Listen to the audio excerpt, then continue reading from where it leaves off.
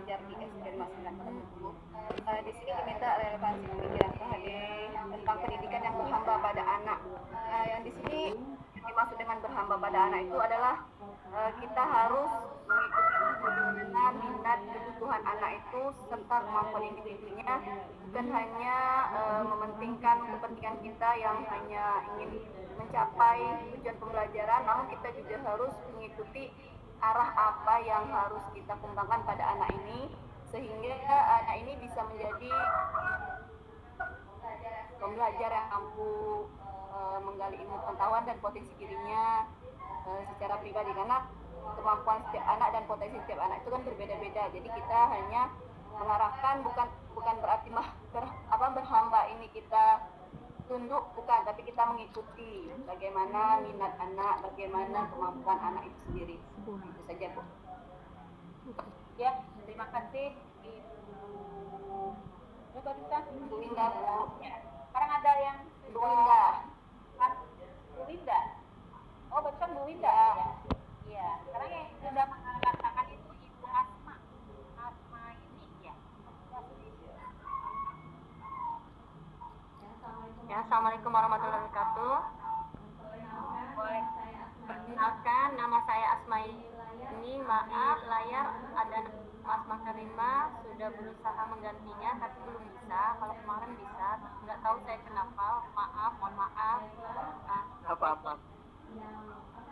Yang membahas tentang penghamba tadi ya, sebagai seorang guru kita memposisikan murid atau subjek ya, maksudnya subjek pendidikan, maksudnya di sini bahwa menghamba itu dalam arti bukan menuhankan, namun siswa atau murid itu kita mengerti kehendaknya, bagaimana kita membawa murid kita atau siswa kita itu belajar dengan bahagia. Kalau saya rasa kalau siswa kita belajar dengan bahagia, insya Allah apa yang dijelaskan atau apa yang diterangkan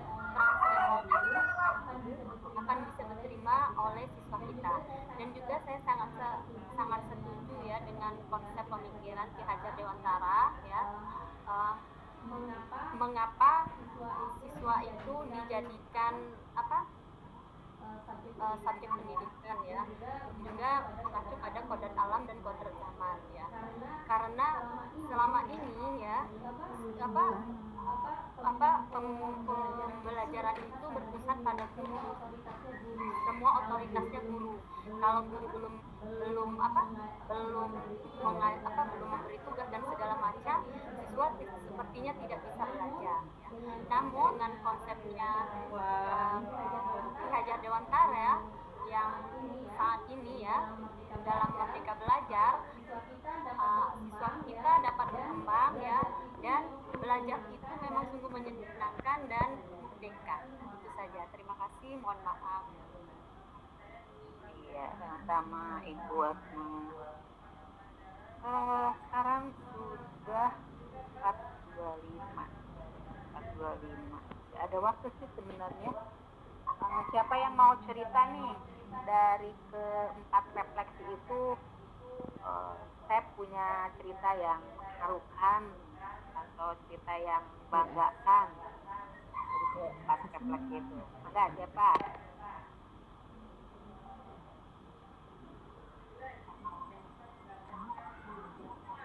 Kayaknya Bu Wiwit belum bicara ya, Mana Bu Wiwit? Halo Bu Wiwit, Assalamualaikum.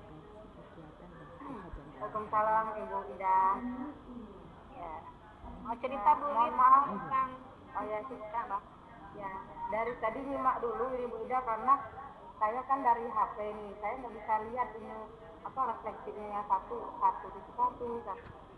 sampai 4. Jadi tadi udah mau masuk laptop, cuman nggak bisa juga, mungkin karena kayaknya ada link khusus. Jadi saya menyimak dulu. Tadi saya boleh bercerita sedikit? Boleh. Terima kasih kesempatannya dulu. Kalau zaman sekarang ini kan sudah ada di kurikulum SMK. Ada yang namanya Pancasila. Jadi kita itu anak-anak di kurikulum SMK ini itu sebenarnya betul kita pembelajarannya berpusat pada guru. Jadi semua itu kayaknya dominannya ke guru. Jadi anak-anak itu mengikuti apa kata gurunya. Jadi kalau sekarang bagus sekali anak-anak itu bisa belajar sesuai dengan kemampuan mereka. Gitu. Nah, kalau sekarang kan di kurikulum Merdeka itu gurunya harus mengetahui dulu karakter anak, misalnya kita harus ada asesmen awal dulu. Jadi anak-anak itu kita kelompokkan sesuai dengan apa ya? Sesuai dengan bukan mereka. Misalnya kayak ada yang satu ini dia sukanya kalau belajar itu audio, yang satu ini sukanya belajar kalau praktik itu. Jadi pas di asesmen awal udah tahu nih ada 3 kelompok. Jadi mereka bisa aktif bersama-sama. Kalau selama ini, kalau sebelum ada arahan dari kayak kurikulum Merdeka ini, kita nggak tahu anak-anak tuh belajarnya itu seperti apa. Jadi seolah-olah kalau yang karena gurunya kurang paham, jadi anak ini kita kurang paham kayak apa ya namanya, kayak IQ di bawah terus. Gitu. Nah, harus ada pengelompokan. Anak-anak ini bisa belajar mempunyai istimewa masing-masing kayak gitu. Nah, dengan karakternya masing-masing. Yang keunggulan ya. Ya, keunggulan masing-masing ternyata. Bukan mereka punya ada keistimewaan masing-masing. Bagian yang audio ternyata dia misalnya sangat cukup sekali. Dan mereka bisa aktif semua dengan masing-masing karakter. Karena apa? Karena mereka mempunyai background yang berbeda, dari keluarga yang berbeda, pembiasaan di rumah berbeda, lingkungan berbeda, gitu kan. Itu yang bisa kami sampaikan. Saya sangat setuju sekali dengan kurikulum Merdeka ini. Intinya semua anak-anak yang belajar ini harus sesuai dengan profil Pancasila, misalnya berakhlak mulia, itu mandiri, kreatif, semuanya yang seperti itu. Mungkin saja bisa saya sampaikan, Ibu. Ya, terima kasih Bu Wiwit, sangat lengkap ya. Nah, mungkin kita juga di sekolah masing-masing, ibu-ibu juga sudah menerapkan kurikulum Merdeka kan ya? Ada yang belum? Kelas 9 mungkin ya, kalau SMP. Kalau PKS, kalau kelas 6 belum menerapkan kurikulum Merdeka. belum. Tapi setidaknya ya, setidaknya guru-guru itu yang memang sebenarnya sudah seperti itu ya. Kelas kurikulum Merdeka. Nah, sekarang kebijakannya belum menyeluruh. Insya Allah tahun depan kayaknya semuanya mengimplementasikan kurikulum Merdeka ya. Kalau kalau ibu-ibu sangat memahami dan menguasai tentang pemikiran atau tentang pendidikan yang disampaikan oleh pengajar Dewan Tara, kayaknya semua ibu-ibu di sini sudah biasa menuntun anak di sekolahnya untuk membangun menyesuaikan kodratnya masing-masing, karena setiap anak pasti punya keunggulan. Kalau begitu simpulannya berarti anak-anak itu bukan kertas kosong ya, Sudah mempunyai bakat yang dibawa dari lahir, mempunyai bakat tersendiri ya Bu. Jadi anak bukan kertas kosong, betul ibu-ibu? Benar Ibu. Nah, ya, ternyata anak punya bakat, punya potensi, cuma kita kadang Mengarahkan. Nah, kita mengarahkan supaya jadi sesuai dengan apa yang Kemampuan yang dimiliki. ya, dan mereka akan bahagia, gitu kan? Tenang gitu ya. Walaupun mungkin kata kita ngapain gitu ya, apaan itu yang dia sudah seperti itu, tapi tidak. Itu ya, baik ibu-ibu ya. Betul sekali Bu. Kita konfirmasi aja karena sama-sama kita guru ya, jadi menghadapi anak itu juga sangat bahagia kalau lihat anak juga bahagia ketika dilayani ya. Tapi sepertinya Pak Ibu ya. Baik, ibu-ibu Bapak aja ya, karena di sini selalu adalah milik 1-2, ini benar-benar pure ibu-ibu ya. Kita lanjutkan. ada kita dulu tutup, kita lanjutkan dengan PowerPoint yang tadi ya. Ini semuanya sudah ada di praktek. Sekarang sini. Nah, kalau main map modul 1.3 ini dikasih waktu cuma 5 menit ya. Kompetensi lulusan yang dituju itu adalah guru penggerak memahami peran dan alasan menjadi Sunat di Bandung. lalu juga melalui refleksi diri. Nah, kayak tadi kan 1, 2, 3, 4 Tugas lagi kan? kita Bengkulu utara. apakah kita memang Pas aku kemarin dia udah tugas. sesuai dengan apa yang disampaikan oleh Sekarang tentang pasir. pendidikan atau memang tidak paham tentang itu. Insya Allah ibu-ibu yang tadi menyampaikan banyak Dia cerita, nggak pakai ternyata background ya. ibu orang hebat ya, orang-orang yang unggul di sekolah. Sehingga dari sini tidak nampak ibu kecil sekali. Kecil sekali saya besarkan coba. Itu suaminya Ustaz Agung. Gimana? Istrinya Ustaz Agung gimana? Si siapa? Masih? Oh, sekelompok kemarin. Masih ibu. Pandai dia. Ibu. Loh, berarti. Karena memang kalau dari ini ya beginilah. Pandai kau habis Iya. kelompok. Dia siapa? Kecil karena hadir semua mas. Ya, kita lihat ya. Ibu. Yang pembelajaran tadi sudah disampaikan. Lalu potret pendidikan Indonesia di zaman kolonial sampai masa kini. Kelompok. Ibu kemarin sudah berselancar di LMS secara tentang potret pendidikan Indonesia ya, dari sejak zaman kolonial sampai pendidikan ini gitu kan. Dina tuh caknya pakai HP ya? Ada sebenarnya pendidikan kolonial dengan pendidikan masa kini. Ada ibu, ada berbandingnya sama. Apa bu?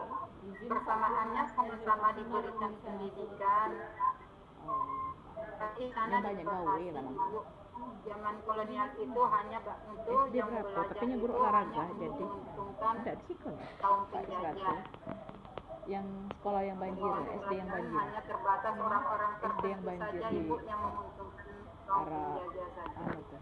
Oh, gitu ya. Itu SD berapa ya, pendidikan lupa. kolonial ya. Bu Linda mungkin punya pendapat lain? Arah Argama apa? Rawamangun.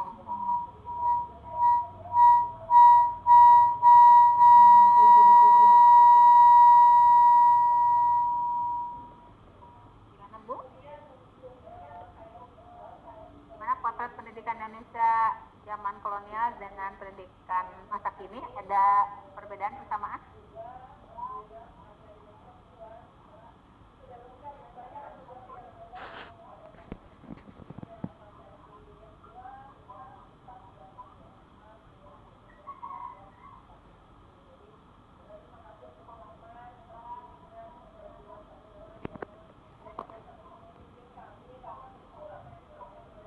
Ibu Linda coba di ini dulu ya, dibaca-baca dulu, nanti kita coba dipanggil lagi. Sekarang Bu Asma, ya, Ya Bu, saya coba Bu ya. Ya, kalau di zaman kolonial itu yang mendapatkan pendidikan itu hanya orang tertentu saja ya. Seperti karena digunakan untuk politik, seperti pada tahun 1854 itu yang pendidikan itu untuk dijadikan sebagai pegawai gitu, yang untuk kepentingan penjajah. Sedangkan di zaman sekarang ya, di zaman sekarang itu semua rakyat Indonesia dapat berhak mendapatkan pendidikan. Hanya saja ya mungkin itu pilihan, seperti ada yang sekolah di negeri, ada yang sekolah di swasta gitu. Nah, itu yang perbedaannya Ibu. Sedangkan persamaannya sama-sama mendapat kesetaraan dan maksudnya kesetaraan di sini ya, sama-sama mendapat hak untuk belajar gitu. Mungkin itu aja Bu, maaf. Ya, Bapak bagus banget deh argumentasinya. Mangga silakan, tadi ada yang angkat tangan. Mana ya? Bilang, Bu, ini Bu. Siapa? Siapa? Ini Bu. Oh, Ibu Neni. Silakan Ibu. Kemana? yang sebesar Saya Bu sendiri. mencoba Ada pun, yang saya dari mana saya tonton ada videonya itu bahwa di mana pada zaman kolonial itu sangat minim dengan pendidikan dan yang berpendidikan aja itu hanya orang-orang banyak tertentu yang diganggu. disampaikan kita tadi. Kalau rakyat biasa itu hanya dipelajari itu hanya membaca, menulis dan begitu itu seperlunya saja. Jadi hanya terbatas sekali Bu kalau zaman dulu. Jika dengan zaman sekarang ini sekarang sudah canggih semuanya sudah bebas untuk belajar dimanapun kita bisa belajar tidak dibatasi. Jadi tidak ada tanpa kecuali Bu. Kalau di zaman dahulu kolonial itu yang mana yang dibuatkan pendidikan itu hanya orang-orang misalnya orang-orang mau pegawai, orang mau pejabat di zaman dulu. Jadi menurut saya kalau persamaannya itu tadi memang betul sama-sama belajar, memang sama-sama menambah ilmu seperti itu. Mungkin itu secara kecil aja Bu. Terima kasih. Iya, terima kasih Bu Leni ya. Ya, mohon maaf saya belum hafal ya, karena kita baru ketemu, padahal cuma 11 orang dan susah saya menghafal, insya Allah ya. Jadi kalau kita sudah bisa merekam dari ini, kayaknya kita nggak ada banyak gangguan lagi. Kita lanjutkan ya. Ini kerangka pemikiran Ki Hajar Dewantara. Ini ada dasar pendidikan, metode Montessori, Robel dan taman anak. Ini siapa nih? Beda atau samanya? Siapa yang mau menyampaikan? Ibu.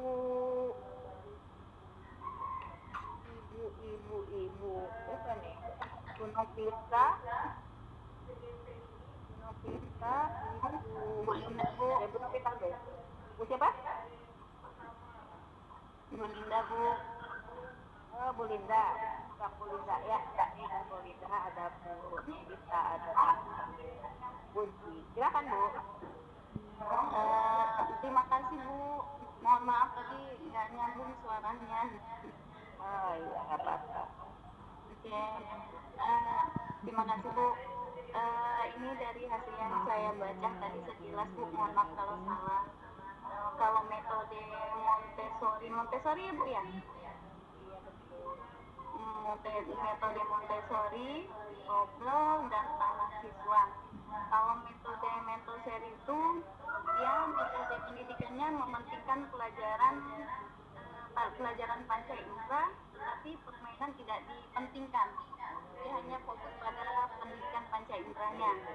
Kalau metode Robel itu pendidikannya mengutamakan permainan anak dan kegembiraan anak, sehingga pelajaran panca inderanya juga ikut wujudkan di sana. Dia berkolaborasi dulu. Kemudian kalau taman siswa dia memakai keduanya dan tidak dipisahkan. Itu menurut saya Bu. Terima kasih Ibu. Mungkin masih ada pendapat lain tentang metode itu? Apakah ibu-ibu menggunakan ketiga-tiganya? Kami menggunakan ketiganya kayaknya. Oh gitu ya, Bu Novi ya. Yang lainnya? Disesuaikan dengan situasi dan kondisi Bu. Oh iya. Betul. Bu Puji mau menyampaikan? Ya, soalnya ngangkat tangan jadi saya pikir mau menyampaikan. Baik, kita lanjutkan ya. Iya. Baik, kita lanjutkan. Asas pendidikan Ki Hajar Dewantara itu tentang pendidikan dan pengajaran. Emang apa bedanya pendidikan dan pengajaran? Sama atau beda? Siapa nih yang mau menyampaikan? Bu Evi kayaknya nih, Bu Evi Dolorosa Siahan. Silakan Ibu Evi. Perbedaan metode pendidikan dan pengajaran. Kalau pendidikan itu berarti kita mengubah akhlak anak, tidak hanya mengetahui tetapi mengubah akhlak atau budi pekerti anak. Sedangkan pengajaran itu mengarahkan hanya untuk pengetahuan yang akan dicapai, pengetahuan yang dimiliki anak. Jadi hanya nilai, sedangkan pendidikannya itu mengubah akhlak dan pengetahuannya, dua-duanya itu.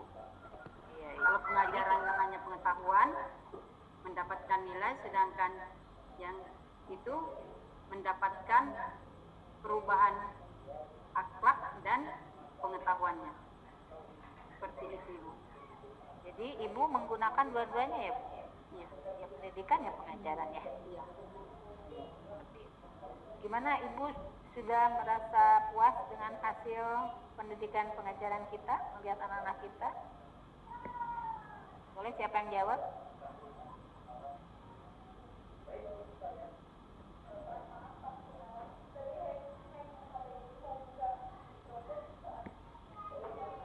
Gimana Bu?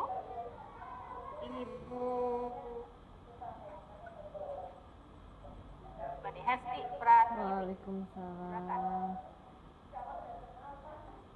Ya nanti boleh nih ya. Ya, gimana Bu? Sebenarnya angkat tangan yang tadi ini Bu. Oh di ini aja sih. Ya, Tapi mau menyampaikan nggak? yang ini tadi perbedaan pendidikan dan pengajaran ya Bu ya. Ya, apakah Ibu sudah merasa puas dengan hasilnya? Kan kita ngajarnya udah berapa tahun ya? Udah lama Bu. Udah lama ya. Gimana nih refleksi dari hasil pekerjaan kita nih, pendidikan dan pengajaran? Kalau dibilang puas itu tentunya pasti kita tidak akan selalu puas kan Bu. Masih ada beberapa terkadang saat pengajaran ada beberapa hal yang tidak sesuai dengan tujuan yang kita harapkan, tapi melihat ada beberapa perubahan yang diberikan peserta didik kita, tentu itu akan membuat kita rasa puas. Ya, itu mewakili semua guru kali ya. Mas saya. Baik, kita lanjutkan ya tentang budi pekerti. Tadi kan kita tentang pendidikan itu berkaitan dengan budi pekerti gitu kan, nilai-nilai positif, norma gitu kan dan sebagainya. Bagaimana Ibu bisa mewujudkan tentang budi pekerti kepada anak-anak nih? Nah, apa budi pekerti itu ya? Mencakup cipta, rasa, karsa, dan karya gitu ya. Betul? Ya, apakah Ibu sudah melakukan, memanfaatkan atau membangun budi pekerti buat anak-anak kita? Dalam mendidik ya. Itu ya. Cipta, rasa, karsa, dan karya tentunya ya Bapak Ibu ya, Ibu-Ibu ya. Iya. Kita lanjut. Sekarang kodrat alam dan kodrat zaman. Ini ada yang rame nih. Kodrat alam dan kodrat zaman nih, yaitu tentang sifat dan bentuk lingkungan di mana anak berada dan isi serta irama. Ini yang mana nih? Yang kodrat alam yang mana? Kodrat zaman yang mana? Bapak Ibu, Ibu-Ibu, mana? Siapa yang akan menyampaikan?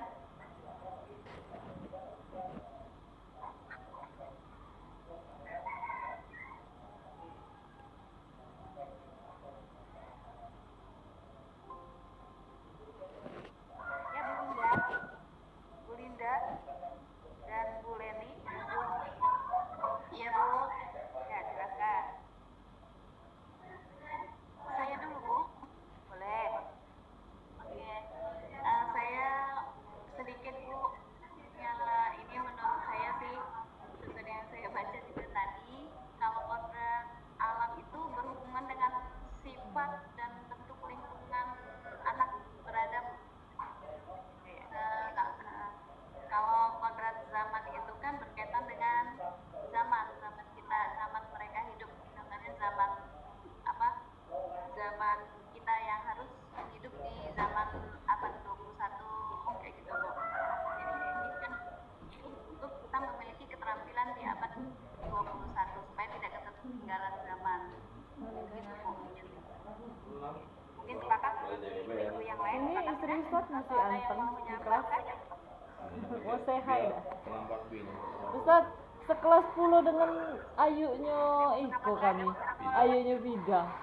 Ustazah Vida Hidayati yang kemarin ngisi. Bu Lenda, silakan. Mbak Ati ya. Saya sedikit menambahkan Ibu, kalau alam itu misalnya bakat yang didapat anak dari sejak lahir. Orang anak itu mempunyai keunikan sendiri dengan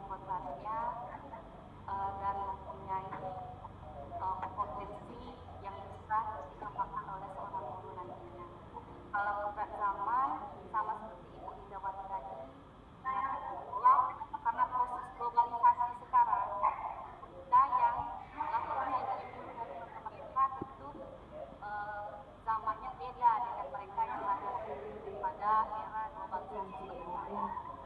Jadi sebagai seorang guru walaupun kita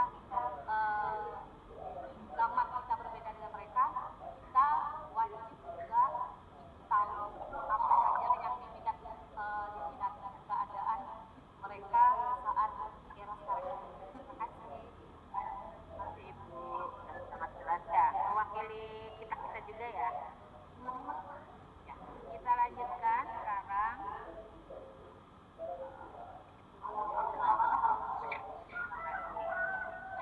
Satu lagi nih.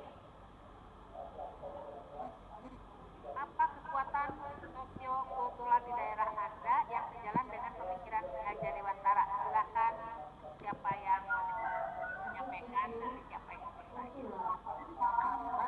Kekuatan sosio-kultural di daerah Anda sejalan dengan pemikiran Ki Hajar Dewantara. Apa kekuatan sosio-kultural?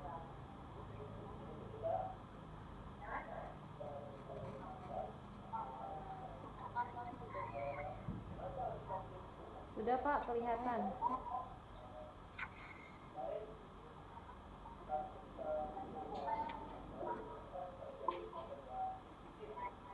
Ya, silakan Ibu Prima Reta. Ibu, ini pertanyaannya kan melalui dari Ki Hajar Dewantara apa di daerah kita masing-masing? Ya, pemikiran Ki Hajar Dewantara dengan kekuatan sosial kultur di daerah Ibu, kan di daerah Bulog ya. Ya, jadi kalau di kultural kita sesuai dengan cara yang lebih kita pakai di negara kita, nah, ini kebudayaan di daerah hukum, jadi sesuai penerapan kita di sekolah, kan kita memakai seperti bulog ya, kita memakai daerah Bengkulu, terus lagu-lagu daerah Bengkulu. Apalagi kalau sama anak-anak itu kita ada kegiatan pembelajaran yang mengenalkan tentang makanan budaya khas Bengkulu.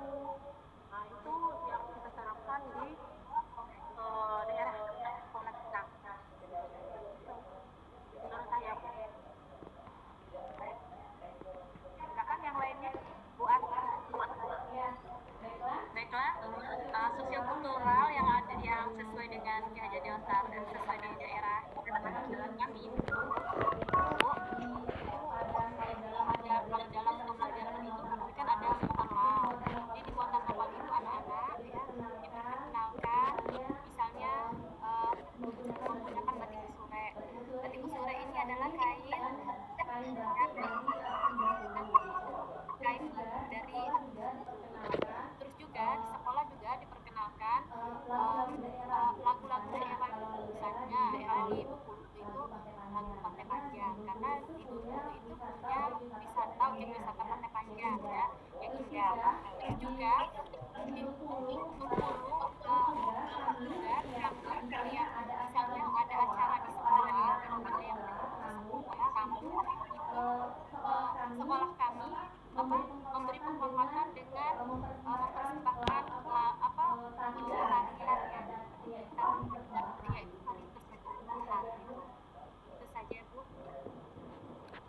Ya. Kita lanjutkan ya. Bagaimana pemikiran Ki Hajar Dewantara dapat dikontekstualkan sesuai dengan nilai luhur kearifan budaya daerah, ya. Daerah asal yang relevan menjadi penguatan karakteristik, baik sebagai anggota masyarakat, dalam konteks sosial, siapa yang mau coba?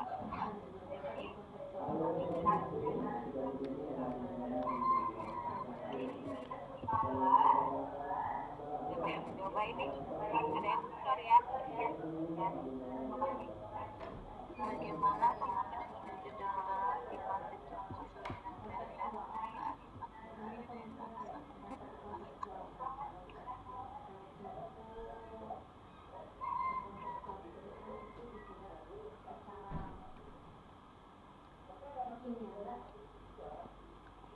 puas.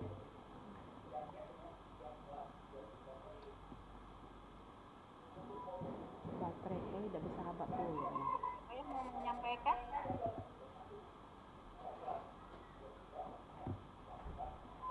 secara kontekstual nih sesuai dengan nilai-nilai luhur kearifan budaya di daerah asal. Relevansinya dengan penguatan karakter murid ya, baik sebagai individu ataupun sebagai anggota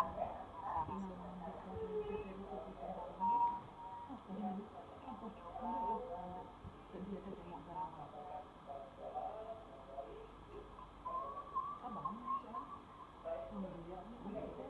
Rekaman masih tetap jalan ya? Di HP? Apa? Ya Ibu, udah 28, udah 31 deh. Ya, sip. Mana yang saya ada, tidak ada, tidak ada. Mana menggunakan yang silakan, siapa yang mau menyampaikan? Ibu Prima Reta. Melalui Tiada Delantara dapat dikontekstualkan, yaitu dengan selalu anak-anak selalu semangat belajar, dan mereka juga tidak pernah putus dalam haus dan ilmu. Jadi mereka selalu ingin memperluas pengetahuannya, imajinasinya, terus menerus tanpa berhenti. Itu menurut saya bukan kontekstualnya dari Tiada Delantara, karena itu kan berlangsung dari kita, jadi harus Apa ya yang mati? Itu menurut Ibu Prima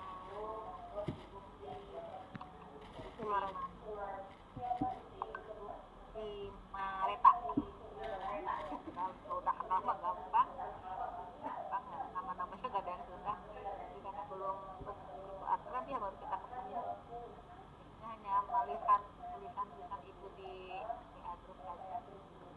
Baik Ibu sekalian, kita lanjutkan sekarang. Sepakati satu kekuatan pemikiran Tiada Delantara yang menebalkan murid di kelas atau di sekolah, menebalkan laku, berarti menebalkan perilaku gitu ya, itu enggak? Perilaku benar. Ustaz Kurniawan mana balik? Gimana nih? Ustaz Kurniawan mana balik? Sesuai dengan Minta tolong ya, lokasi kamu kan budaya bisa. di daerah Anda yang dapat. Balik ya. Gimana? Bagaimana menebalkan laku anak?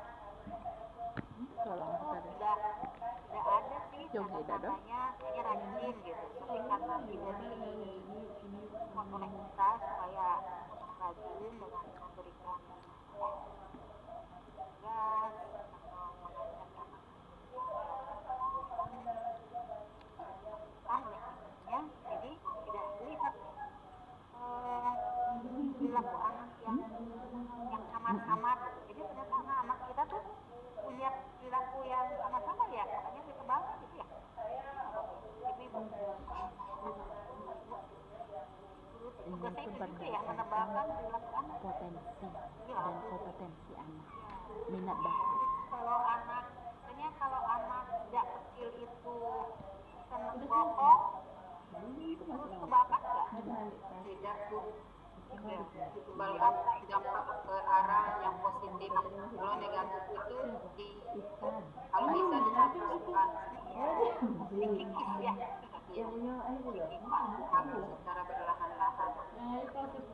Jadi kita punya andil ya, kakak dan orang tua ya, andil Kos. menebalkan. Terbaca ini depan rekaman. Jadi tidak anak itu lahir tidak langsung ujung-ujung punya perilaku yang kebal ya. Itu kayak gitu. Jadi kita punya andil. Jadi dengan refleksi ini kita menyadarkan diri kita bahwa oh ternyata Aku lagi peran jadikan host kita dalam tapi pendidikan itu itu merekam belum? Ada penting pandang ya. merekam. Dampingi orang tua di rumah. Dan kita juga sebagai guru juga orang tua. Iya muncul cerita ya yang kami itu ada cerita. Tapi kan biasanya di sini merekam.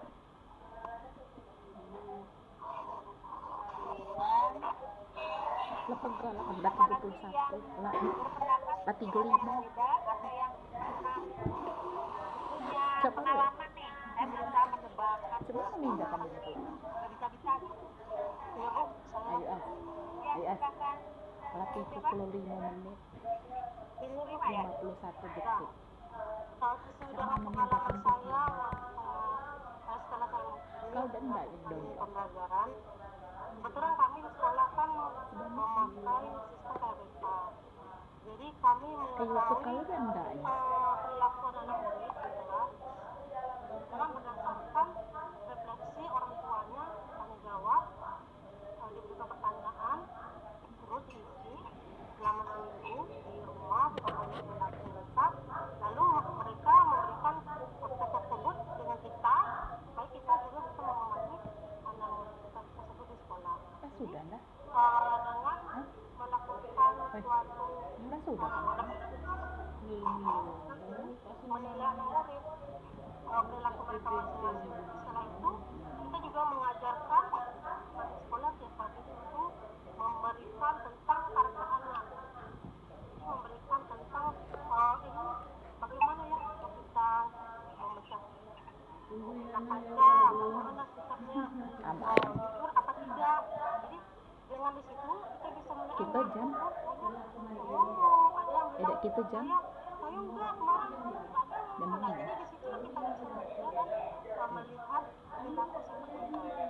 Nah, waktu itulah kita bisa mencatat Baru 11. dan kepada gurunya anak-anak ini bilang memang benar-benar apa namanya ibaratnya dia aneh lah seperti itu kan, misalkan lebih dari yang lain. Mungkin itu aja Bu dari saya. Ya, baik. Terima kasih Ibu. Kita lanjut lagi. Ini penasaran saya mah kayaknya ada ibu-ibu ya. Oh, Bu Leni. Gimana nih pengalaman Bu Leni tentang menebalkan perilaku anak? Ya, di mana tadi kita kan sudah membahas tentang budi pekerti. Jadi kita itu bagaimana cara menebalkan anak, kita menanamkan budi pekerti terhadap anak. Biasanya kan kita memang betul tadi Ibu bilang dari unsur itu kita tuh nggak ada apa-apa, tapi karena memang alam, lingkungan, rumah, sekolah itu sangat berpengaruh kan Bu. Nah, bagaimana kita salah satunya ala dia saya, posisi saya di guru TK itu bagaimana menanamkan akidah, akhlak anak, menanamkan budi pekerti anak, mengajarkan yang benar, supaya anak nanti sedikitnya, walaupun dia terpengaruh dengan lingkungan, sedikitnya ada di pikirannya itu ada budi pekerti yang harus, oh ini salah, oh ini betul. Mungkin sekilas seperti itu. Terima kasih. Kayaknya ketika lahir anak seperti kertas putih. Betul sekali. Oh, seperti kertas putih. Maksudnya belum tahu apa-apa dia itu. Setelah dia sudah pertumbuhannya, apalagi sudah dia masuk keluarga sekolah, lingkungan keluarganya, jadi dia tuh tahu alam yang sebenarnya di mana dia berada gitu. Kalau saya itu ya memang nggak ada dosa apa kan Bu kalau kita mengkaji dari ketika dia lahir gitu. Dia kena dapat dia bagaimana cara menanamkan itu, dia bisa dia dampaknya masa akan datang, masa depan itu kita tanamkan mungkin di lingkungan sekolah, lingkungan rumah, lingkungan masyarakat, itu dengan menanamkan budi pekerti dan akhlak itu tadi. Coba lagi nih. Ibu tuh nih, oh Ibu Leni. Ibu Leni. Sudah. Oh, Prima Reta. Ya, Prima Reta.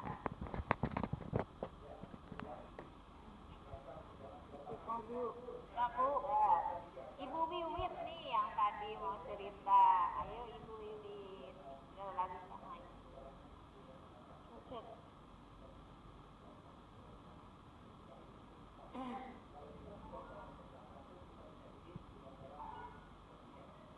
Mana Bu Wiwit mau cerita tentang apa?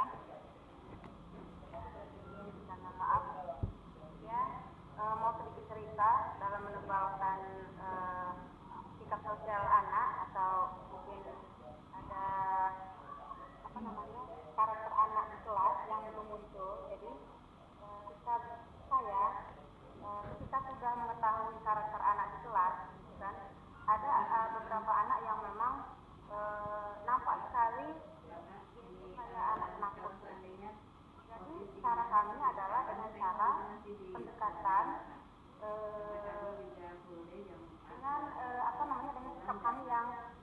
kondisi seperti ini. Jadi kalau anak yang penakut sering kami sebut namanya dengan lemah lembut.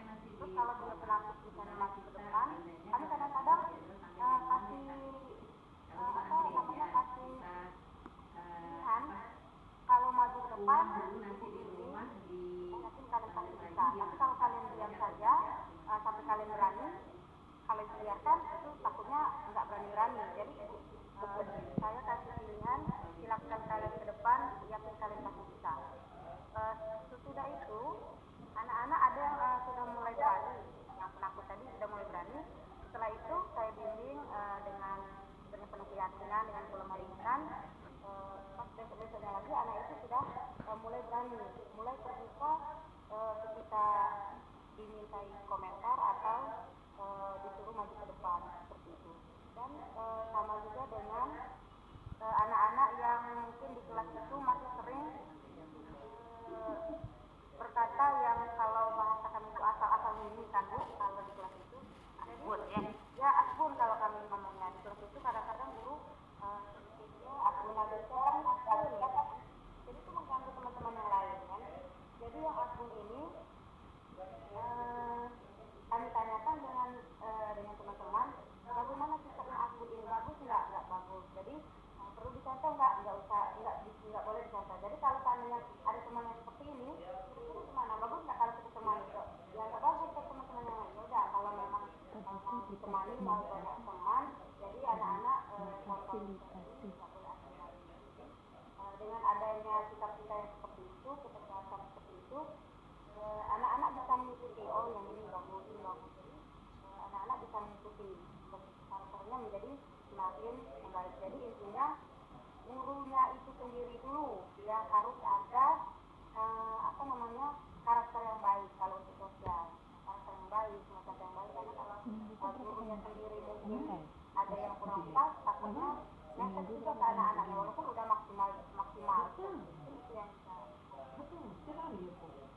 Baik Ibu Bibit ya, Yang bawah tadi Bibit sangat galak ya. Nah, saya mau nanya dulu nih yang sebentar ya, yang lainnya. Rekaman tetap jalan ya? Siapa tadi yang merekam? tetap Bu. Lanjut. Ya. Ini saya udah tadi ngerekam tapi mati lagi aja. Udah tadi bunyinya. Kita lanjut ya.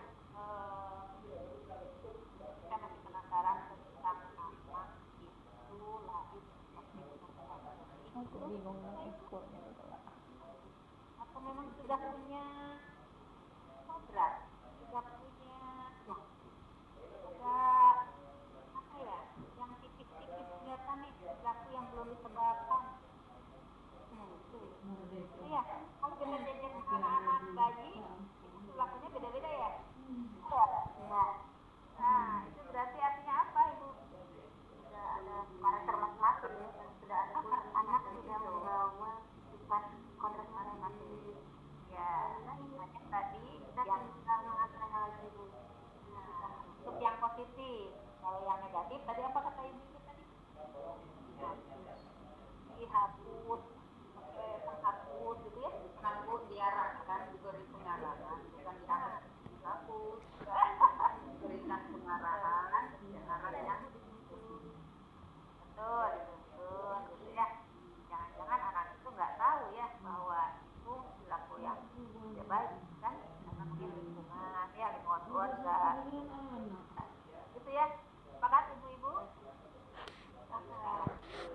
Kalau kalian ingin kenal dengan ibu itu aduh sama saudara udah Ibu Evi Dolorosa Siahaan, Lima Reta Widianti, Bu Hesti Pratiwi.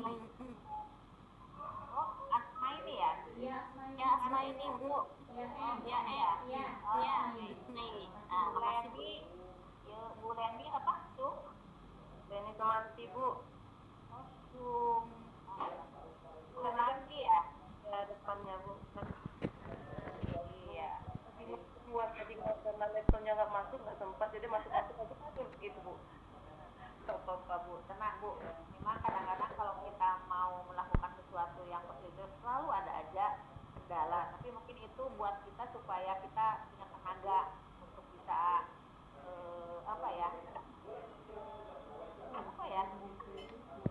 selalu lebih semangat lagi.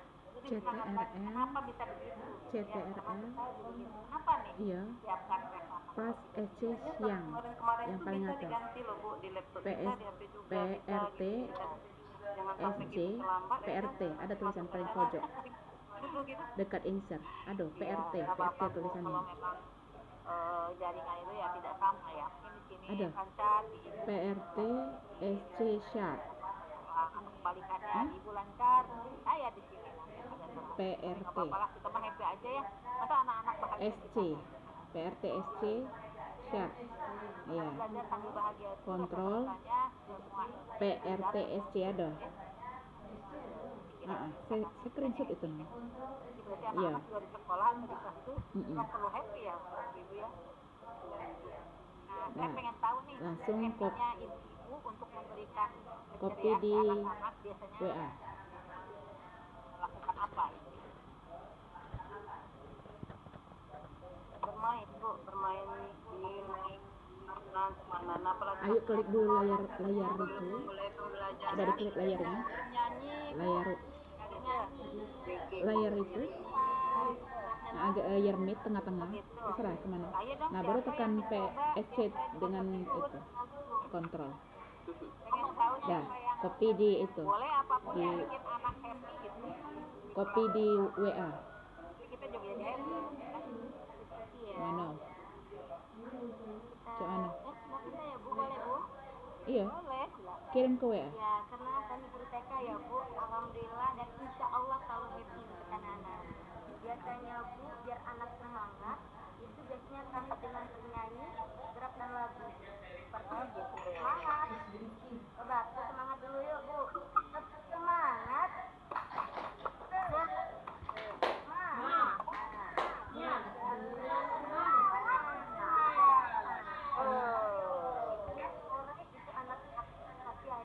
Jangankan anaknya, tentunya kita itu kompak itu aura happy-nya akan tumbuh juga dan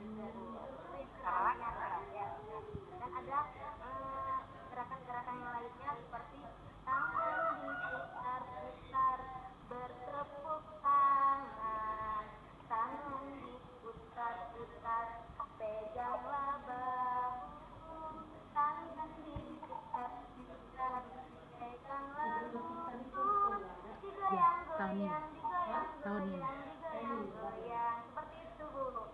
Biasanya yang kalian lakukan. Iya. Hanya di awal ya Bu ya, atau setelah anak boring gitu, atau gimana tuh? Pasti buat Kalau anak setelah sudah mengerjakan tugas oh, setelah anak-anak sudah ibu kita panggil mana anak yang cantik, katanya itu Bu, guru TK pandai menciptakan lagu-lagu. Silakan duduklah, suaranya dia cantik, dia duduk yang rapi. Itu ya, luar biasa. Itu dadakan ya kata-katanya ya.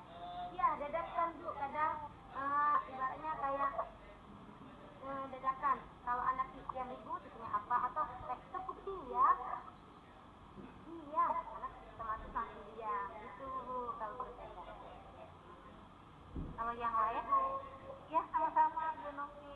Coba yang lain punya apa pengalaman seperti apa nih yang bikin happy di kelas? Ya, kamu happy. Minta ke siapa yuk? Masih ada? Kelak kering kerontang kelak. Masih ada orang? Kayaknya. Ada apa? Bu Happy. Karena bahas ini Kalah kencing aja. sama seperti dulu kita tadi, walaupun kita juga di Indonesia, tapi Ke anda kepalang anda. Kepalangan selesaikan dulu. biasanya di awal pelajaran, Setengah 6. Kami jam 5. gimana nih? Seperti apa lah? Tadi lama deh kayak Sama nggak dengan tadi? satu orang aja hunian ibu mbak Asik aja ayu yang sudah tiga dia lamunya di tengah Tangan ke atas, yo silahkan tangan ke samping yang kanan, tangan ke depan, ikan berenang,